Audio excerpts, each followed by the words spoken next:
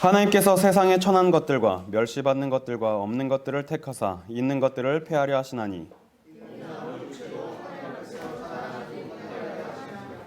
두 절 같이 읽겠습니다. 너희는 하나님으로부터 나서 그리스도 예수 안에 있고 예수는 하나님으로부터 나와서 우리에게 지혜와 의로움과 거룩함과 구원함이 되셨으니 기록된 바 자랑하는 자는 주 안에서 자랑하라 함과 같게 하려 함이라. 아멘. 네, 반갑습니다. 지금 목사님이 하도 말씀을 많이 하셔가지고 좀 부담도 되는데 일단 조금 양해를 드릴게. 이제 오늘 이제 처음으로 말씀을 전하다 보니까 약간 좀 욕심이라고 할까요? 조금 길어질 수도 있으니까 약간 좀 양해를 부탁드릴게요. 원래 절대 길게 안 하거든요. 저도 앉아 있을 때 항상 그 마음을 알기 때문에 네, 조금 양해를 부탁드립니다. 제가 안양에 있을 때 이제 교회를 안양의 한 교회로 이제 옮기게 됐는데. 그때 이제 청년이었죠. 병역특례로 군복무 마치고 처음 가가지고 너무 뻘쭘하고 막 이걸 어떻게 해야 될지 모르겠는데 청년부 회장님께서 이렇게 오셔가지고 이렇게 적응할 수 있게 도와주시고 되게 이렇게 잘해주셨어요. 그래서 여기 되게 괜찮다. 근데 이제 그분이 누구였냐? 금동원 우리 피태 권사님이신데 그러고 이제 안양에 있으면서 또 진목사님, 부목사님으로 이제 부임하시고 함께 이렇게 했었는데 또 이렇게 인도받게 되니 참 감사하네요. 오늘 고린도전서 1장 26절에서 31절 이 말씀을 읽었는데 여기 보면 바울이 우리를 부르심에 대한 중요한 말씀을 이렇게 전하고 있죠. 하나님이 저와 여러분을 이 시대의 전도자로 부르셨음을 확신하시길 바랍니다. 전도를 잘해서 우리가 전도자가 아닙니다. 이미 하나님께서 우리를 부르실 때 우리를 전도자로 부르셨기 때문에 우린 전도자예요. 극단적으로 말해서 죽을 때까지 전도 한 명 못하고 가도 우린 전도자입니다. 거기에 대한 확신을 가지시길 바랍니다. 그런데 하나님이 세상에 미련한 것들을 택하사 지혜 있는 것들을 부끄럽게 하려 하시고 세상에 약한 것들을 택하사 강한 것들을 부끄럽게 하려 하시며 28절에는 세상에 천한 것들과 멸시받는 것들과 없는 것들을 택하사 있는 것들을 폐하려 하시나니. 우리가 미련하기 때문에 미련하죠. 지혜가 없기 때문에 또 우리가 연약하기 때문에 우리를 부르신 것도 맞지만 중요한 것은 하나님의 절대 계획을 성취하시기 위해서 우리를 부르신 겁니다. 그런데 분명히 세상에 훌륭한 사람 많고 대단한 사람 많은데 우리를 부르신 이유는 이 복음은 은혜라는 것을 설명하시기 위해서예요.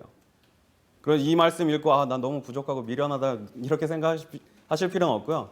하나님의 절대 계획을 성취할 그 자로 나를 부르셨구나, 여기에 대한 확신을 가지시길 바라요. 이 말은 불신자들 절대로 무시하란 말이 아닙니다. 간혹 어떤 분은 이제 설교하시다가 저 불신자들 부러워하지 마라. 저 불신자들은 나중에 이제 지옥 뗄 겁니다. 이렇게까지 표현하시는 분들인데 절대로 그렇게까지 생각할 필요는 없습니다. 어쨌든 하나님이 우리를 부르신 이유는 아무도 이 복음이 어떤 내 행위나 나의 훌륭함, 나의 인격으로 되는 것이 아니라 하나님의 은혜임을 전하기 위해서 부르셨다는 이 사실을 붙잡으시길 바랍니다. 그래서 우리가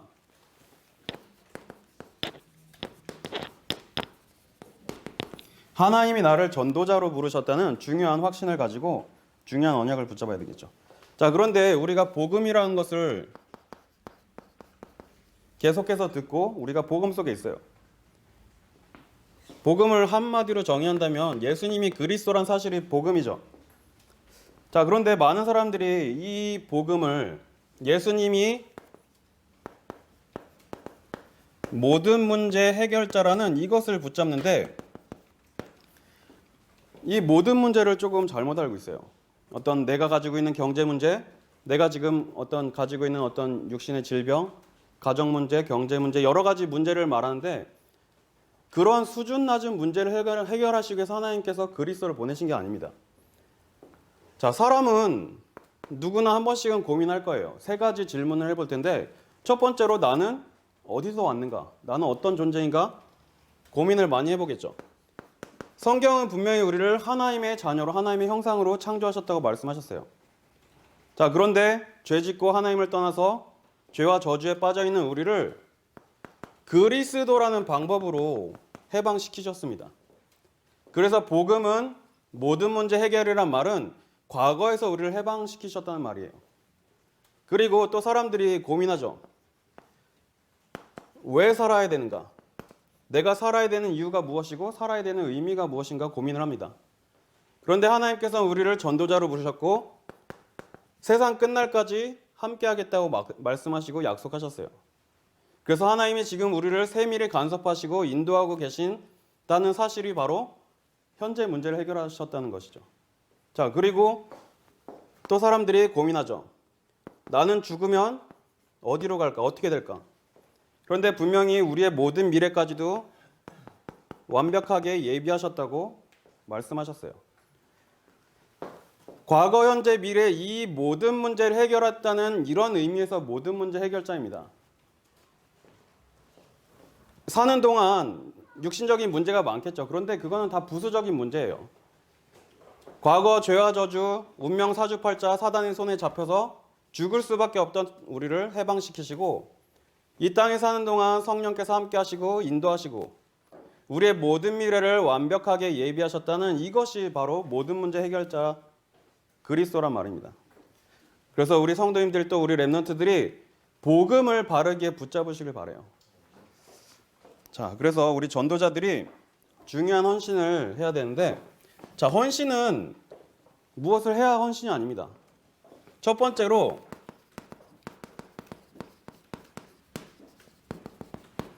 자, 우리 전도자는 먼저 나를 살리는 중요한 헌신을 붙잡아야 돼요. 자, 우리 성도님들 매일매일 복음 누리시길 바랍니다. 우리 지난주 하박국서 말씀 받았죠? 그 말씀을 멀리 적용시키지 마시고 나한테 한번 적용해 보세요. 지금 당장 내가 잘 되는 게 없고 뭔가 통장의 잔고는 별로 많지 않고 되어지는 거 없고 안 되는 것 같은데 나는 구원받은 하나님의 자녀라는 사실만으로 정말 감사하고 기쁜가? 하박국이 고백한 것처럼 포도나무에 포도가 없고 무화과나무에 열매가 없고 송아지가 없고 아무것도 없는데 나는 구원의 하나님 한 분만으로 기뻐한다. 이 고백이 우리 성도님들의 고백이 되셔야 돼요. 나를 살리는 헌신이라는 것은 복음 안에서 참 행복을 찾고 나를 살리는 겁니다. 내가 누구인지, 내가 받은 구원이 얼마나 큰 가치인 것인지 이것을 매일매일 확인하는 거예요. 그래서 목사님들 말씀하셨죠. 신앙생활 뻔뻔히 하라고 이런 말씀하셨는데, 자, 그 말은 하나님이 나를 구원하셨다는 그 구원에 대한 확신을 놓치지 말라는 거예요. 사단이 아무리 우리를 정죄해도 우리는 이미 이제 모든 문제가 끝났고 의인이 되었습니다. 내가 부족하고 연약하고 실수할지라도 계속해서 하나님께로 돌이키고 일어나면 되고 회개하면 되는 거예요. 자, 그래서 우리는 아까 말씀드린 대로 구원에 대한 확신을 절대 놓치지 말고 나의 존재 가치를 매일매일 확인하시길 바라요. 자, 사람이 언제 가장 행복하죠? 맛있는 거 먹어도 행복하고 좋은 사람 만나도 행복하고 여러 가지 행복할 이유가 많아요. 그런데 나란 사람이 얼마나 존재 가치가 있는가 이걸 확인할 때 가장 행복하죠. 하나님의 자녀라는 사실만으로 여러분들은 이 세상에서 가장 귀한 존재가 된 거예요. 매일매일 이 사실을 누리는 게 나를 살리는 헌신입니다. 일단 내가 먼저 힘을 얻고 살아야 다른 사람을 도울 수가 있죠. 자, 그래서 성경에서 말하고 있는 내가 누구인가? 하나님이 우리를 자녀 삼으셨다고 분명히 말씀하셨어요. 자녀는 어떤 사람이죠? 부모님의 것을 상속받을 수 있는 상속자를 의미해요. 그래서 요한복음 1장 12절에 보면 영접하는 자 곧 그 이름을 믿는 자들에게 하나님의 자녀가 되는 권세를 주셨으니 이렇게 말씀하고 있죠. 최근에 삼성을 이렇게 크게 만든 이건희 회장님이 돌아가셨죠. 그래서 이제 아들이 이제 이걸 이어받아서 후계를 이제 준비하는데 재산을 상속받잖아요. 그런데 이재용이란 이분이 특별히 어떤 대단한 것 때문에 받는 게 아니라 아들이기 때문에 받는 거예요. 근데 상속세를 내야 돼요. 상속을 받으면. 그런데 이 상속세가 우리나라 대한민국의 1년 예산보다 많은 거예요. 그래서 이제 국가에서 여러 가지 고민을 하고 있다 이렇게 얘기하는데 삼성 재벌가의 아들이라는 이유만으로 이렇게 어마어마한 권세를 누리는데 우리는 눈에 보이지 않지만 이 세상 모든 만물의 주인이신 하나님의 자녀가 된 거예요. 그래도 눈에 보이는 이재용이 더 부러운데요? 그럴 수도 있겠죠. 그런데 세상의 것은 금방 오래 못 가고 사라지더라고요. 하필 또 좀 유감스럽게 저희 할아버지도 그 이건희 회장님 돌아가시는 날 이제 돌아가셔가지고 광주에 갔다 왔는데 세상에 사는 동안은 완전 다른 삶을 살았겠죠. 그런데 죽고 나면 별반 다를 게 없더라고요. 뭐 이분들을 무시하는 게 아니라 그 이건희 회장님이 살아생전에 차를 그렇게 좋아하셨대요. 자동차. 그래가지고 차를 수집하는데 슈퍼카 같은 거 엄청 많이 이렇게 수집을 했어요. 그래서 나중에 지금 그 차들을 모아가지고 박물관을 만들었는데 우리나라 제일 큰 자동차 박물관이에요. 그 정도로 차를 많이 가지셨는데 사후에 내가 타던 차를 타고 가는 거 아니더라고요. 또 다 똑같아요. 죽으면. 자, 이 말은 뭐 공수래 공수가 뭐 인생 무상 허무다 이런 말씀을 드리려는 게 아니라 지금 눈에 보이는 가치보다 눈에 안 보이는 가치가 더 크다는 걸 지금 말씀드리는 거예요. 아무리 이 세상에서 좋은 걸 먹고 누리고 마시고 해도 100년 이상을 못 누립니다. 진시황도 결국은 마지막에 찾은 게 뭐죠? 불로쳐 찾아오라고 그렇게 얘기했죠. 왜냐? 죽으면 다 끝이거든요. 하나님의 자녀라는 이 신분이 얼마나 큰 축복인지 매일매일 이걸 확인하셔야 돼요. 자, 우리에게 문제가 있을 수 있죠. 저도 많은 문제가 있는데 가장 큰 문제가 뭐죠? 아까 말씀드린 대로 죽는 거예요. 아무리 지금 경제 문제 있고 뭐 어려워도 죽으면 다 끝나요. 뭐 범죄 사건에 연루돼도 피의자도 사망하면 그 뒤로 이제 수사가 종결이 돼요. 책임질 사람이 없어지니까. 아무리 많은 문제가 있고 어려운 문제가 있더라도 죽음이 가장 큰 문제예요. 그런데 우리는 어떻게 됐죠? 이제 지금 당장 죽어도 천국에 갈 수밖에 없는 그런 신분이 주어진 거예요. 그렇다면 내가 가진 이 축복이 얼마나 큰 것인지 매일매일 확인이 되어지겠죠. 제가 예전에 이제 경차를 타고 다니는데 바람 부는 날 진짜 무섭더라고요. 막 휘청휘청 차가 휘청휘청거리고 고속도로 달리는데 이거 천국이 약간 좀 가까이 보이고 되게 좀 심적인 어떤 불안감을 느끼게 되더라고요. 그러다 이제 어떤 좋은 기회가 생겨가지고 차를 이제 중고차를 사기로 했어요. 아는 사람한테, 동생 친구한테. 그래서 몇 날 며칠 이 차를 받기로 약속하자마자 저는 이제 제가 타고 다니는 차가 안 보여요.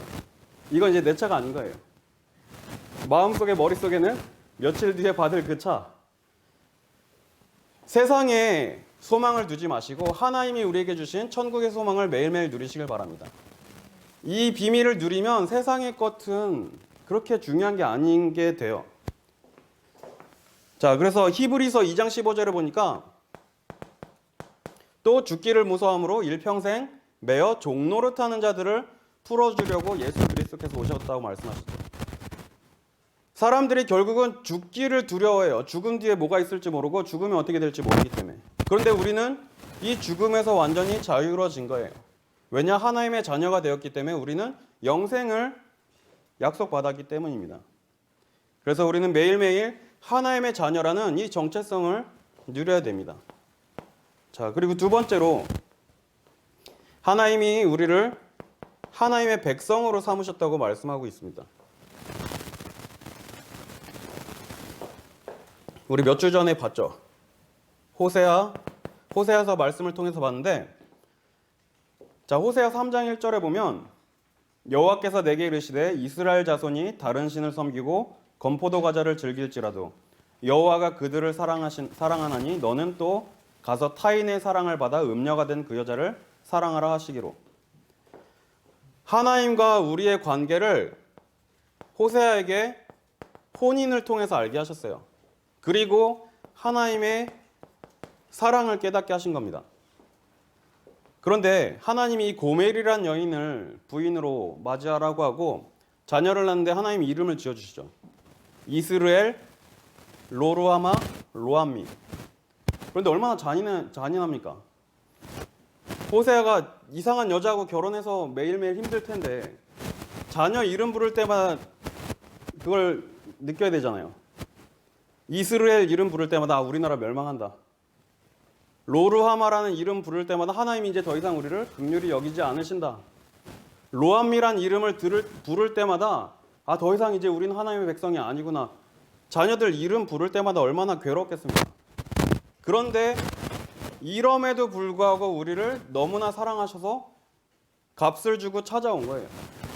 고멜이란 여자가 바람나서 나가버렸는데 하나님은 호세아에게 가서 값을 주고 되찾아오라고 하세요. 하나님을 멀리 떠났고 죄를 짓고 떠난 우리를 너무나 사랑하셔서 우리 대신 그리스도를 내어주시고 우리를 다시 회복시키신 거예요. 하나님의 공의로는 멸망당해야 되고 더 이상 긍휼히 여김을 받을 수 없고 백성이라 일컬음을 받을 수 없음에도 불구하고 하나님은 너무 사랑하셔서 우리를 다시 회복시키신 겁니다. 요즘에 길 가다 보면 유모차 이렇게 끌고 다니는 분들 많죠. 저도 이제 뭐 아기를 좀 좋아하는 편인데 어떤 예쁜 아기가 이렇게 타고 있나 이렇게 한 번씩 보면 가끔 나 깜짝 놀라요. 개하고 고양이가 타고 있을 때가. 그래서 요즘엔 유모차만 봐도 저게 뭐가 타고 있다 예측이 안 되는데 저도 개를 되게 좋아하거든요. 근데 뭐 여건상 키우진 못하는데 뭐 여러분들 중에 개나 고양이 키우는 분들 있겠죠. 내가 우리 개가 너무 사랑스러워가지고 내가 오늘부터 개 집에서 같이 살아야겠다. 오늘부터 내 개가 너무 사랑스러워서 우리 삐삐가 먹는 게사료를 같이 먹어야겠다. 이런 분 없죠? 내가 키우는 고양이 위해서 내가 대신 죽어줄 수 있어. 절대로 없습니다. 아무리 사랑해도 그럴 수 없어요. 우주 만물의 창조주이신 하나님이 우리를 너무나 사랑하셔서 피조물의 몸을 입고 이 땅에 오신 겁니다. 아까 말한 대로 우리가 개를 너무 사랑한다고 개집에 살고 개사료를 먹는 것보다 더 큰 굴욕이에요. 하나님 입장에서는. 내가 창조한 거고 다시 만들면 되고 없어져도 그만인데 너무나 사랑하시기 때문에 우리를 구원하시기 위해서 그리스도를 보내시고 우리를 다시 되찾아 오신 겁니다. 하나님이 우리를 거룩하게 구별하셨다는 이 사실을 매일매일 누리시길 바랍니다. 어떻게 이럴 수 있죠? 너무나 사랑하시기 때문에. 하나님이 우리를 사랑하신다는 증거로 이 말씀을 주신 거예요. 그리고 세 번째로 우리를 하나님의 소유로 삼으셨다고 분명히 말씀하고 있어요. 레위기 20장 26절. 자, 여기 보면 너희는 나에게 거룩할지어다. 이는 나 여호와가 거룩하고 내가 또 너희를 나의 소유로 삼으려고 너희를 만민 중에서 구별하였음이니라.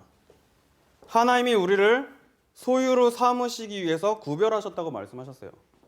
자, 그런데 이 소유라는 단어를 보니까 히브리어로 쉬골라라는 단어를 썼더라고요. 그게 이제 어떤 단어냐? 보물이라는 뜻을 가지고 있어요. 그런데 그냥 단순한 보물이 아니라 아주 귀하게 값지게 여기는 보물. 몰래 깊이 숨겨놓는 그런 보물을 뜻하는 단어더라고요. 하나님이 여러분들을 소유로 삼으셨습니다. 그 말씀은 보물로 가장 가치 있는 자들로 삼으신 거예요. 제가 이제 뭐 이렇게 옷이랑 신발 같은 것도 되게 좋아하는데 요즘에 이제 뭐 그러진 않는데 신발 같은 거 좋은 거 하나 사면 당장 못 신고 나가죠. 아까우니까. 그러면 어디 깊이 이렇게 숨겨놓고 가끔 한 번씩 꺼내봐요. 그러고 씩 웃고 흐뭇한 미소를 짓고 다시 이렇게 예쁘게 포장해서 이렇게 넣어놓고. 하나님이 우리를 보실 때 이렇게 보시는 거예요. 가장 귀한 보물. 왕이 내탕고라는 그 보물 창고에 깊숙이 숨겨놓은 보물처럼 우리를 이 세상에서 가장 귀한 존재로 구별하신 겁니다. 자, 지금 안 계신데 민재 우리 너무 예쁘죠? 그 뭐 어른들 이런 얘기 하잖아요. 눈 속에 넣어도 안 아플 것 같다. 이따만한 애가 들어오면 당연히 아프죠. 그 말은 너무 사랑스럽다는 말을 이제 과장해서 얘기하는 건데 하나님이 우리를 보실 때 이런 심정으로 보시는 거예요. 자, 스바냐서 3장 7절에 보니까 3장 17절입니다. 3장 17절에 보니까 너의 하나님 여호와가 너의 가운데 계시니 그는 구원을 베푸실 정령자이시라. 그가 너로 말미암아 기쁨을 이기지 못하시며 너를 잠잠히 사랑하시며 너로 말미암아 즐거이 부르며 기뻐하시리라 하리라. 하나님이 우리를 보시는데 기쁨을 이기시지 못한다고 이렇게 말씀하고 있어요. 눈에 넣어도 안 아프다는 표현을 할 만큼 너무나 우리를 사랑하시는 겁니다. 그래서 이 스바냐 3장 17절을 집에 가서 이 너라는 이 부분에 내 이름을 넣고 한번 좀 잠잠히 묵상해 보세요. 하나님이 나를 얼마나 사랑하시는지, 나를 사랑하시기 위해서 그리스도를 보내시고 십자가에 죽게까지 하셨는지, 이것을 매일매일 우리가 찾고 누려야 되는 겁니다. 나를 먼저 살려야 다음 헌신이 나와지게 돼 있죠. 우선 남까지 생각할 수가 없어요. 일단 내가 먼저 힘을 얻고 내가 살아야 돼요. 자, 내가 받은 구원의 가치가 얼마나 크고 이게 귀한 것인지 이걸 누리다 보면 이때부터 교회를 살리는 헌신을 할 수 있게 되는 겁니다. 그래서 우리는 교회라는 게 얼마나 큰 축복을 받은 공동체인지 우리는 이걸 매일매일 확인해야 돼요. 자, 그래서 교회는 구원받은 자들이 모인 구원 공동체예요. 자, 교회는 어떤 사람들만 올 수 있죠? 마태복음 16장 16절을 고백한 사람들이 모이는 게 교회입니다. 그래서 베드로가 이 고백을 했을 때 16장 18절에 예수님께서 베드로의 고백 위에 내가 교회를 세우겠다고 말씀하셨죠. 교회란 저주와 죄와 저주, 운명 사주팔자에서 불러낸 자들, 이끌어낸 자들이 모이는 것을 보고 바로 교회라고 해요. 내가 받은 구원이 얼마나 큰 것인지 확인하고 또 옆에 있는 지체들이 받은 구원이 얼마나 귀한 것인지 알면 교회라는 곳이 얼마나 소중한 곳인지 우리가 알 수 있게 되는 거죠. 자, 그리고 교회는 하나님이 주신 언약을 붙잡고 가나안을 향해 가는 광야 공동체입니다. 이스라엘 백성들이 다른 것 가지고 해방받은 게 아니에요. 출애굽기 3장 18절에 언약을 붙잡고 피를 바르는 순간 죄와 저주, 죽음의 권세에서 해방을 받은 거죠.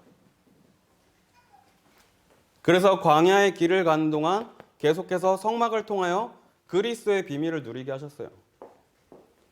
그리고 언약궤를 앞세워서 언약궤를 따라가게 하신 거예요.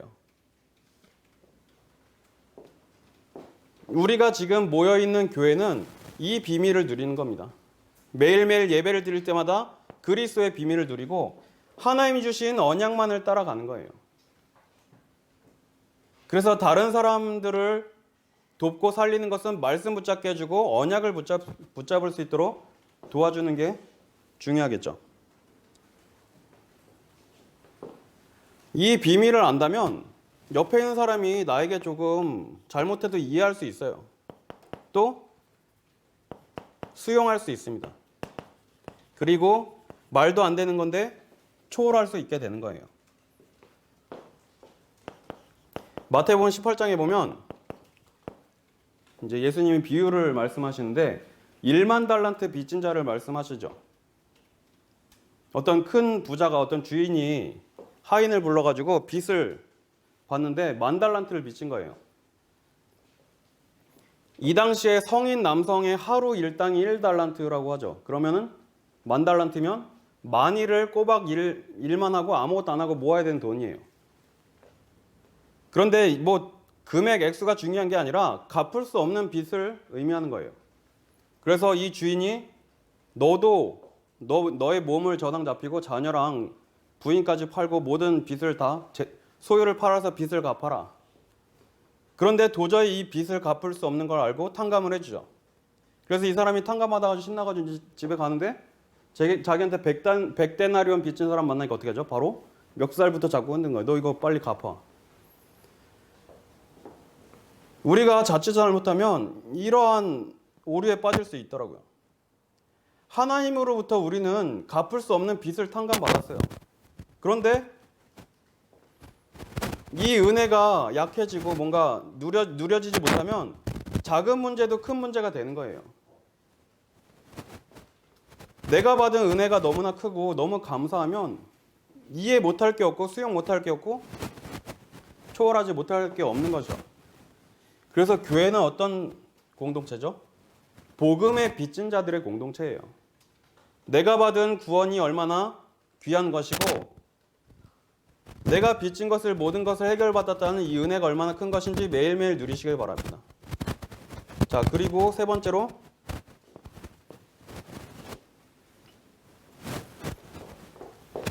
교회는 전도와 선교를 함께 붙잡고 가는 전도 선교 공동체입니다.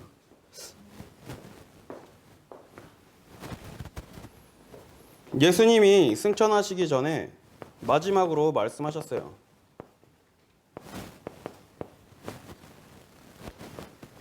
너희는 모든 족속으로 제자를 삼아 아버지와 아들과 성령의 이름으로 세례를 주고 내가 너희에게 분부한 모든 것을 가르쳐 지키게 하라 말씀하시죠.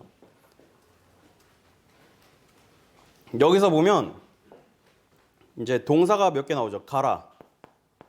그리고 세례를 베풀어라. 그리고 가르쳐라.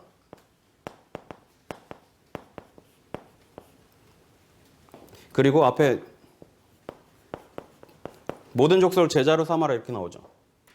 자, 그런데 뭐 제가 헬라어나 히브리어를 열심히 공부하지 않아서 이런 말씀을 드리면 되게 죄송한데, 자, 헬라어 이 문법을 보면 이 단어들 동사들이 여러 개 있으면 한 개가 주된 동사가 되고 나머지 것은 그 동사를 강조하는 동사가 된대요.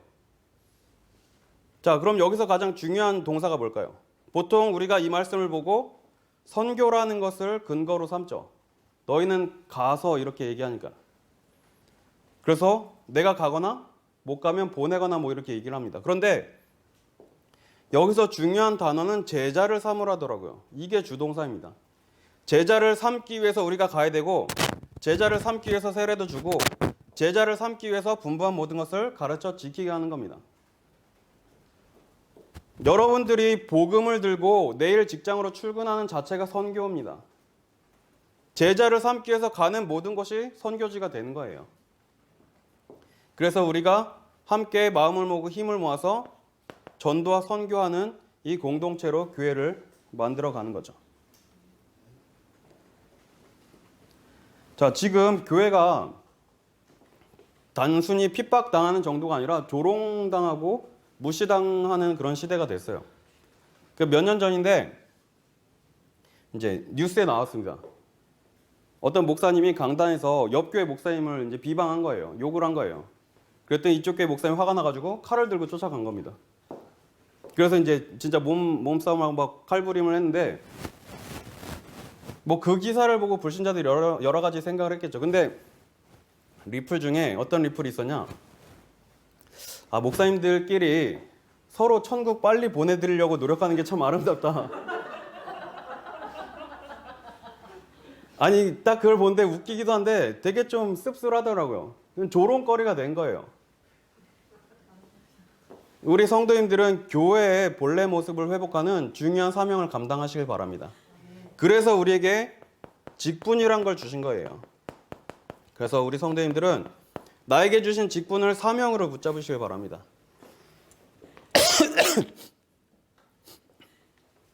자, 그리고 세 번째로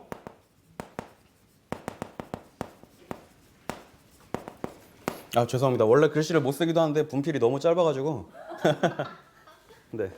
자, 우리는 이제 교회 공동체의 축복을 누리고 후대를 살리는 헌신 속으로 들어가야 됩니다. 자, 우리가 렘넌트란 단어 쓰죠. 렘넌트란 단어를 찾아보니까 이제 남은 것, 뭐 이런 단어를 지칭하는 단어가 몇 가지 있는데, 아니 왜 하필 렘넌트일까? 렘넌트를 찾아보니까 좀 부정적인 의미가 많더라고요. 찌꺼기, 잔여물, 남은 거, 쓸모없는 거. 하나님이 시대마다 렘넌트를 남겨두셨는데 오늘 우리가 읽은 본문처럼 미련한 사람, 부족한 사람, 연약한 사람인 것 같은데 시대를 살리는 겁니다. 하나님이 이러한 렘넌트를 남겨두시고 시대를 살리시기 위해서 모든 계획을 세우신 거예요. 자, 그래서 우리가 렘넌트를 살려야 될 이유가 뭐죠? 렘넌트는 바로 하나님의 방법입니다. 하나님이 위기 시대가 되고 재앙 시대가 되고 사람들이 우상에 빠지고 멸망당할 때 하나님이 렘넌트를 준비하셨어요. 출애굽기 2장 1절에 보니까 레위 가족 중에 한 사람이 레위 여자에게 장가들어 이런 구절이 있죠. 언약 가진 사람의 만남을 통해서 하나님이 예비하신 렘넌트를 통해서 하나님은 시대를 회복하신 거예요. 자, 그래서 이 모세를 통해서 렘넌트들이 일어났고 가나안을 정복하는 그러한 응답을 누리게 됐어요. 하나님이 우리에게 이러한 렘넌트를 준비시키시고 키우기를 원하시는 거예요. 그래서 뭐 우리가 대단한 렘넌트를 만들자 이런 게 아니라 이 시대에 영적 전쟁을 준비하는 겁니다. 그래서 우리는 다른 것과 싸우는 것이 아니라 우상과 싸울 렘넌트들을 키우는 거예요. 자, 이스라엘 백성들이 광야에 있으면서 가나안 땅을 앞두고 있는데 하나님이 이스라엘 백성들에게 계속해서 말씀하신 게 있어요. 야, 거기 들어가면 가나안 땅에 사는 사람들 막 우락부락하고 등치 크고 싸우기 힘드니까 이거 푸시업도 많이 하고 무기도 잘 만들고 가서 잘 싸우라. 절대로 이런 말씀 안 하셨어요. 그 사람들하고 싸워서 질 것을 걱정하신 부분 한 군데도 없습니다. 무엇 때문에 멸망할 걸 우려하셨냐? 우상 때문에 무너질 걸 우려하셨어요.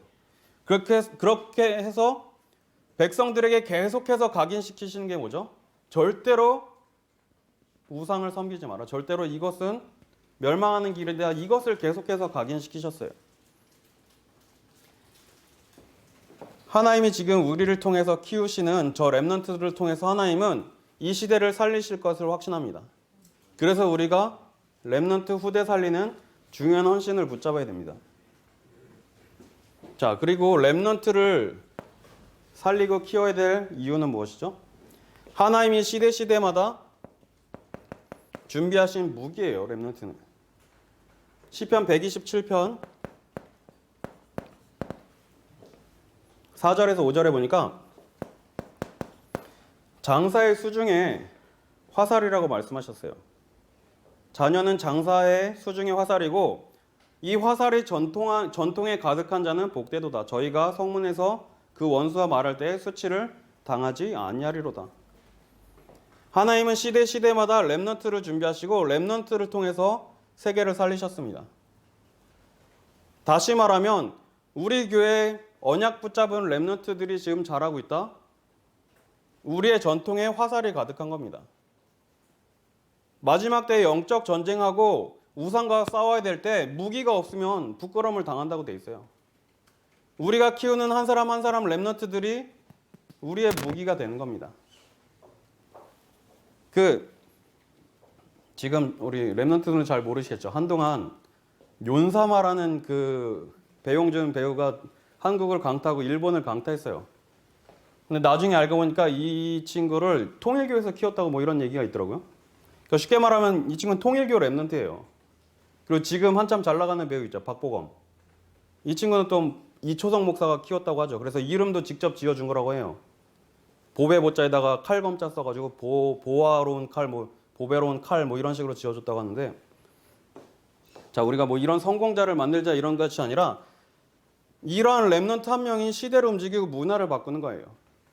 우리 가운데 이 시대를 살릴 이러한 렘넌트를 하나님은 지금 준비하고 계신 줄 믿습니다. 그래서 우리는 이것을 위해서 헌신하는 겁니다.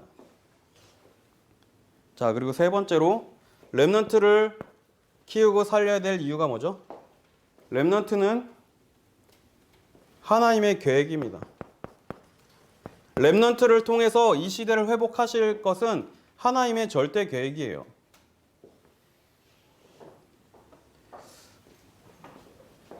이사야 6장 13절에 분명히 말씀하셨죠.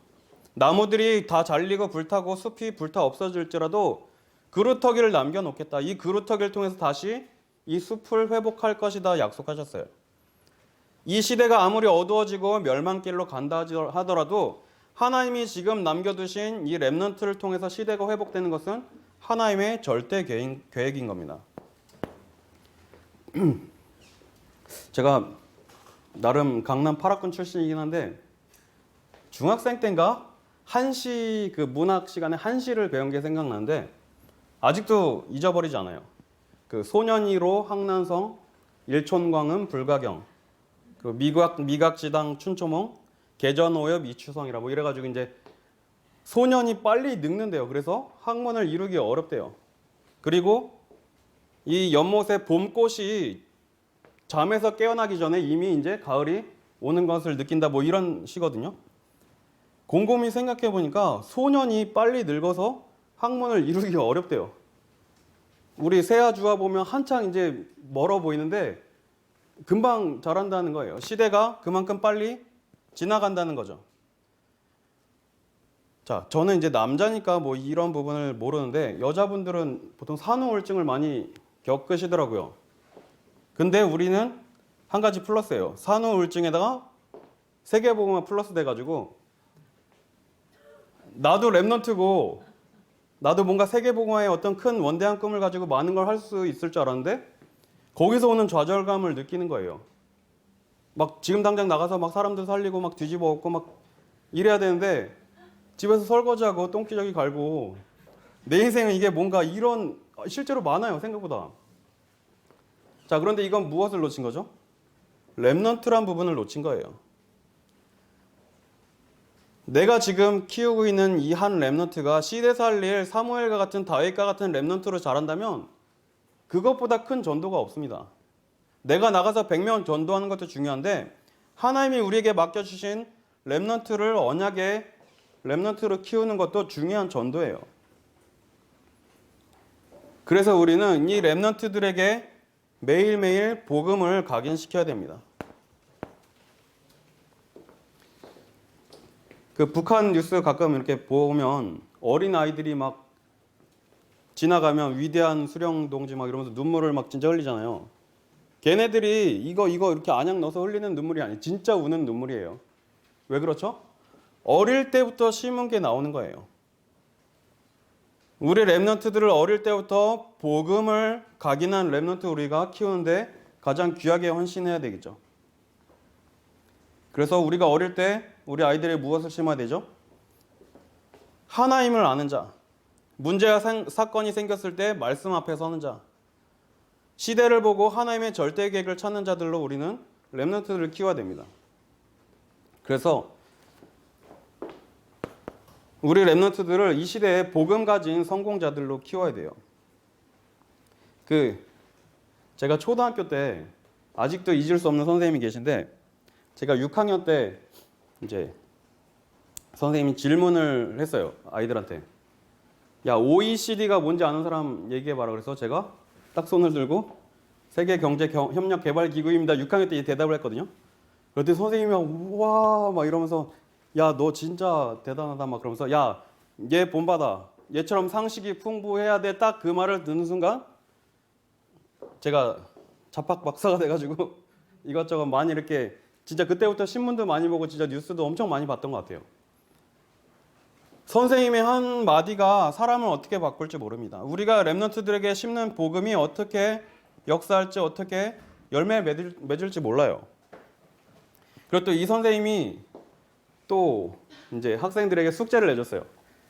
자, 주말에 이제 운동장 같은 데 가서 나무 막대기를 운동장에 딱 꽂아놓고 시간별로 이게 이렇게 그림자가 지는 걸 이렇게 그려봐라. 쉽게 말하면 해시계를 만들어라. 뭐 이런 과제를 준 거예요. 근데 이제 주말에 해오라고 해서 토요일 날, 주일 날 해야 되는데 저는 그 숙제를 받고 당당히 안 했습니다. 교회 가야 되는데 주일 날 언제 이거 꽂고 이거 그리고 있어요. 저 교회 가야 되는. 그래서 월요일 날 이제 애들 불러가지고 야, 숙제 안 한 놈들 다 나와. 그래서 이제 나갔어요. 당당하게 나갔습니다. 그래서 너 왜 안 해왔어? 물어봐가지고 타당한 이유가 있으면 이제 들여보내줬어요. 그래서 저보고 제 차례가 돼서 너는 왜 숙제 안 하냐? 그래서 저 교회 가느라 숙제 안 해왔는데요. 그랬더니 그 선생님이 얼굴이 뻘개져가지고 막 화를 내면서 애들한테 야, 얘처럼 믿으면 안 돼. 이거 광신이냐 막 초등학교 6학년한테 이거 광신이냐라는 표현까지 쓰면서 제가 그래서 얼굴이 그때 엄청 막 뜨거워지고 되게 그랬던 기억이 나는데 제가 그때 느낀 게 뭐였냐? 아, 내가 예수를 믿고 교회를 다닌다는 것은 불신자들에게 있어서 특권이 아니구나. 내가 복음을 가진 자로서 내가 해야 될 부분은 당연히 최선을 다해서 해야 되는구나. 이걸 그때 깨닫게 됐어요.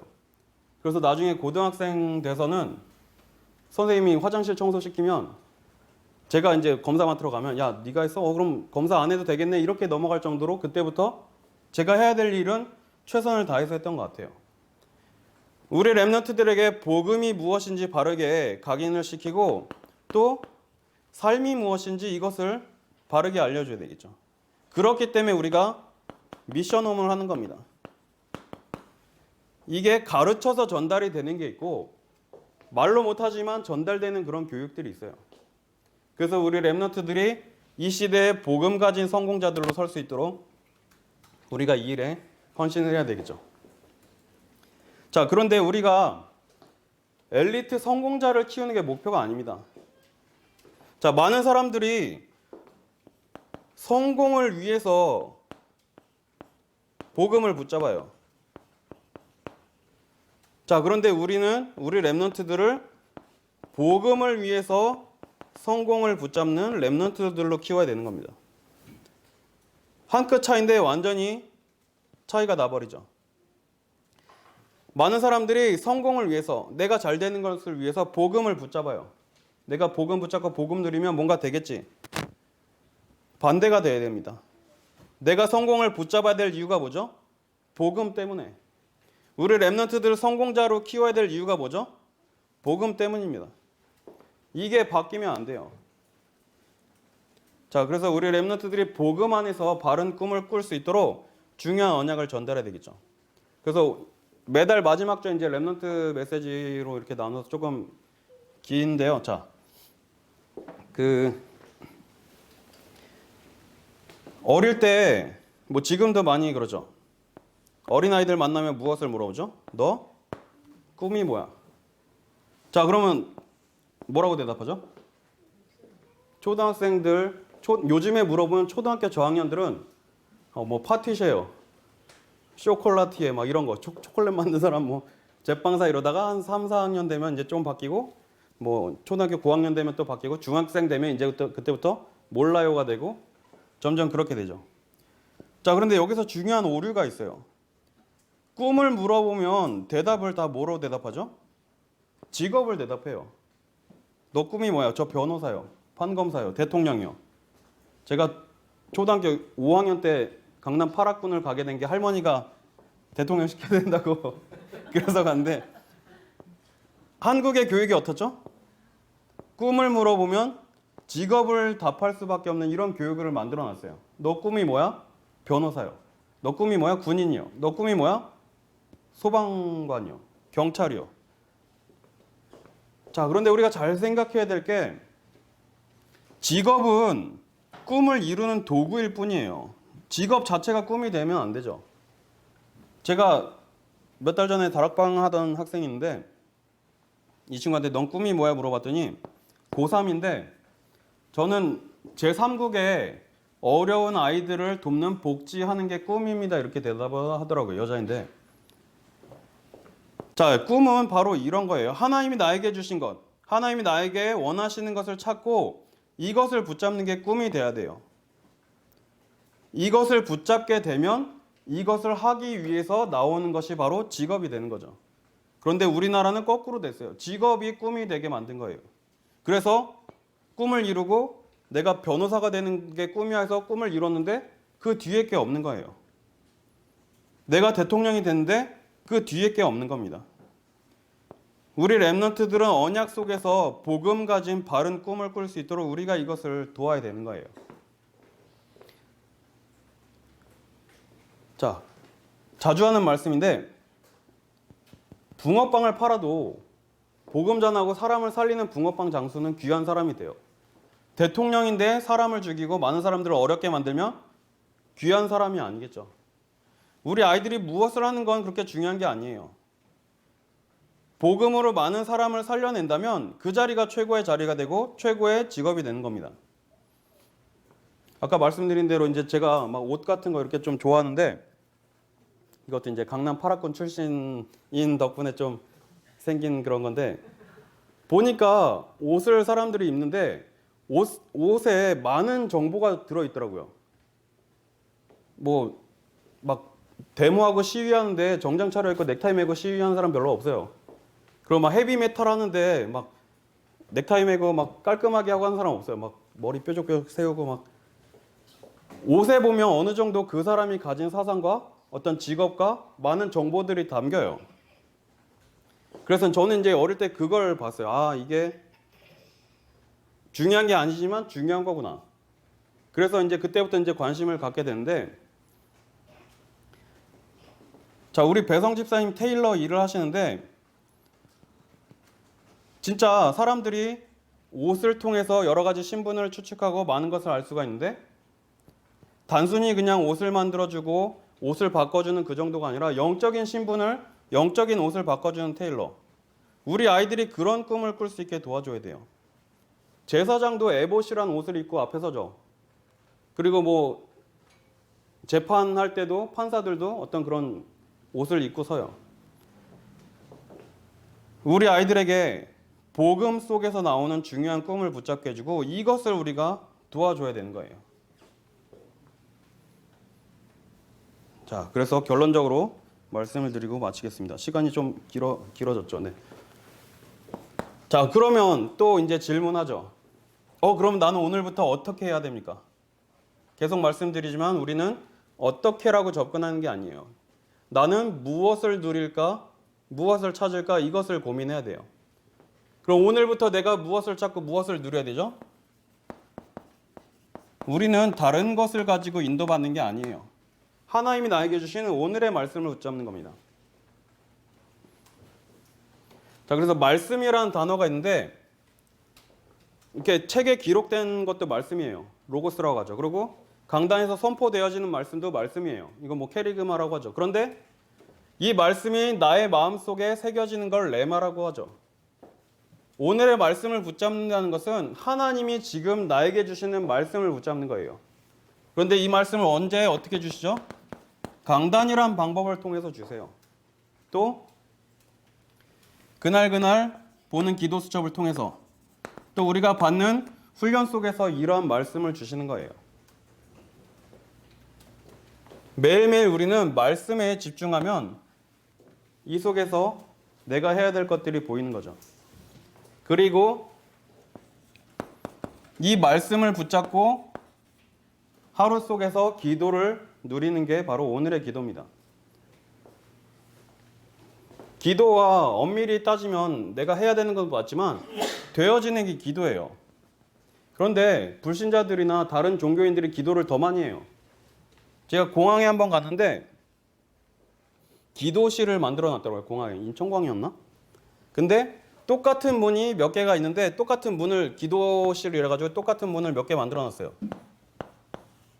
자, 그런데 여기 입구에다가 하나는 십자가, 하나는 뭐 천주교 십자가, 하나는 이제 불교 만자, 그냥 다 똑같아요. 겉모양은 똑같은데 앞에 달린 요거만 다른 거예요. 종교별로 이제. 우리가 복음 누리는 비밀이 없다면 종교인들이 하는 기도랑 똑같아질 수밖에 없어요. 그런데 우리는 하나님 주시는 언약을 붙잡고 누리는 이 기도 속으로 들어가야 되는 거예요. 그래서 이것을 우리가 오늘의 기도라고 하는 거죠. 그러니까 결국 기도는 지금 나와 함께 하시는 하나님과 동행하는 게 기도죠. 좋아하는 사람 생기면 24시 생각나요. 너무 오래된 기억이긴 한데 계속해서 어떻게 하면 볼까, 어떻게 하면 만날까, 어떻게 하면 계속해서 되죠. 뭐 거룩한 동기 가지고 내가 결혼해야지 이런 마음 가지고 한 사람 별로 없어요. 처음에는 뭐 있기도 하겠죠. 정말 내가 복음이 너무 좋고 하나님이 너무 좋고 내가 받은 구원이 너무 감사하다면 하나님과 계속해서 소통할 수밖에 없게 돼요. 내가 생각하는 것, 내가 보는 것, 내가 느끼는 모든 것이 다 하나님과 함께하는 게 되는 거예요. 이걸 보고 기도라고 하는 겁니다. 자, 이것을 누리다 보면 하나님이 이끄시고 하나님이 문을 여시는 오늘의 전도를 보게 되는 거예요. 자, 전도는 말씀 성취를 체험하는 게 바로 전도입니다. 목사님도 말씀하시죠. 나를 향한 구원이 있고 나를 통한 구원이 있다. 여러분, 홍해가 갈라졌어요. 모세하고 이스라엘 백성들이 가는데 홍해가 갈라졌습니다. 혹시 안 믿으시는 분 계신가요? 홍해가 갈라지는, 사실 나는 못 믿겠다. 어떻게 바다가 갈라지냐. 그런데 신학자들 중에 이것을 실제로 안 믿는 사람들이 생겨나고 연구를 해서 야, 이거는 바다가 갈라진 게 아니라 붉은 갈대밭이 갈라진 거야. 이런 식으로 해석을 하는 이런 케이스들이 막 생겨났어요. 그래서 뭐 이렇게 해석하는 걸 뭐 자유주의라고 하는데 왜 그 사람들이 안 믿을까? 아니, 우리보다 똑똑하고 공부 많이 한 사람들인데 왜 이걸 안 믿을까? 말씀의 성취를 못 보면 당연히 안 믿어질 수밖에 없어요. 우리 말씀에서 계속 보죠. 사단 얘기하고 귀신 얘기하잖아요. 혹시 사단이나 귀신 보신 분 계신가요? 안 보이잖아요. 근데 우리 있다고 분명히 믿죠. 왜냐? 현장에서 확인했기 때문이에요. 사단에게 잡히고 귀신에게 잡혀서 시달린 사람이 있으면 우리가 현장에서 봤기 때문에 믿어지는 거예요. 나의 삶이 전도하고 상관이 없으면 말씀 성취를 보지 못하게 되는 겁니다.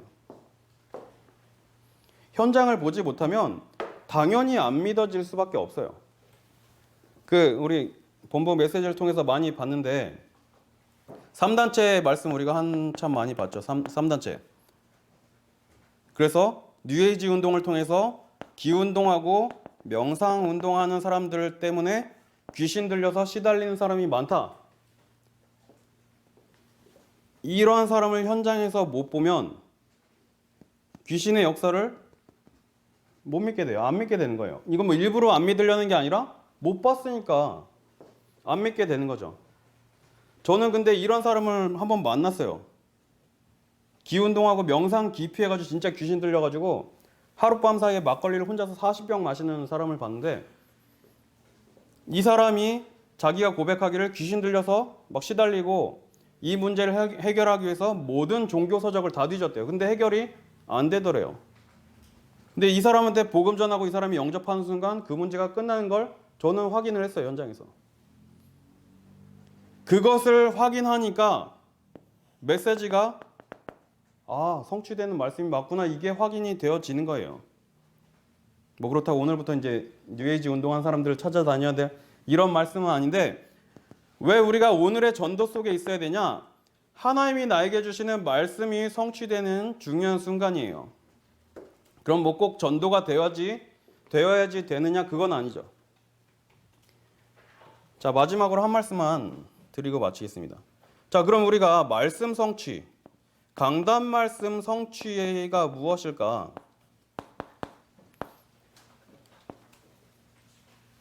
강단 말씀이 성취되었다는 게 도대체 무슨 뜻일까요?